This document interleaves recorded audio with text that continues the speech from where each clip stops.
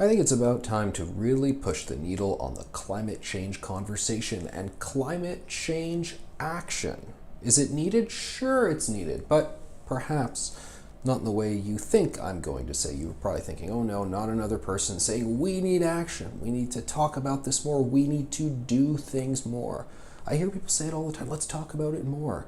But all we do is talk about climate change. All we do is talk about climate change action. And usually what they mean by that is ever escalating carbon taxes and more punitive measures against various companies and industries that are involved in emissions intensive activities. Brian Mulroney, the latest one to come forward and say at a speech where he was getting an award the other day, conservatives need to be bold when it comes to climate change. Don't just do stuff if you're afraid of it being unpopular.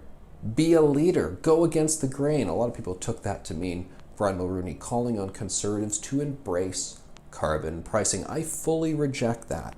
I fully reject a lot of the climate alarmism as well. Scientists coming forward more and more now saying, hold on a second, and Ms. Greta Thunberg and Alexandria Ocasio-Cortez and the rest, yes, we have some concerns about these issues, but you're taking things a little bit too far. A climate scientist at Forbes.com writing about this IPCC panels, the international panels on climate change put together by the UN, they do not support the things that Ms. Thunberg and others are saying. This massive alarmism that says, yes, you can take an extreme weather event that happened just yesterday and prove there's a direct correlation between climate change. That is not happening. The IPCC report does not say that's going to happen.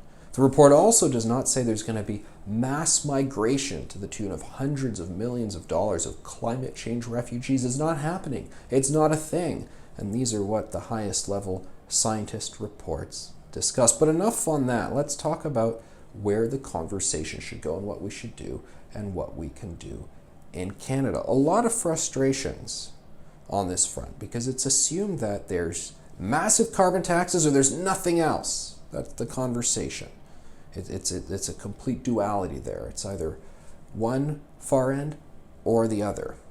But a lot of people in this conversation, including Brian Mulroney, are forgetting the origins of what conservative philosophy is.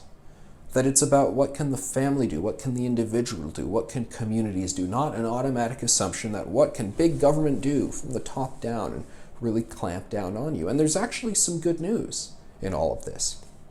A lot of corporations out there investing a whole lot of R&D, research, a lot of intensive activity into building a better mousetrap on a whole bunch of fronts, a whole bunch of sectors, a whole bunch of industries, building the electric car and so forth, getting to a point where it is viable.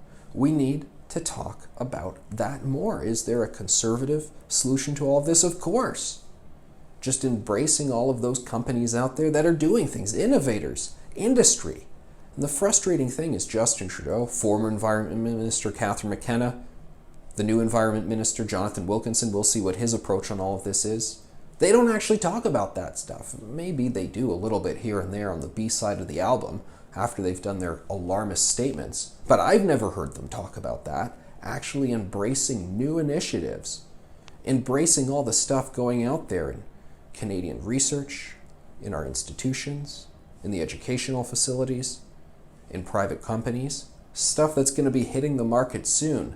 Nobody's talking about that. So by all means, let's go and do things that are not as emissions intensive. Let's buy these products. Let's get them into the marketplace.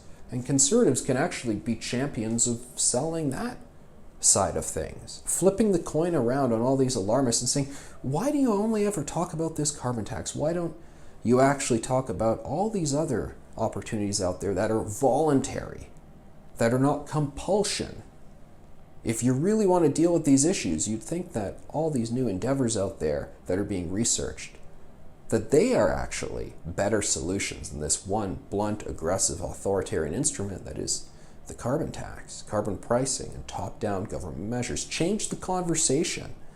And that's a great way to do it. Not only does the alarmism not meet the facts, but carbon pricing, probably not actually, when we look back decades from now, a century from now, it's not actually going to be the thing that made a dent in anything.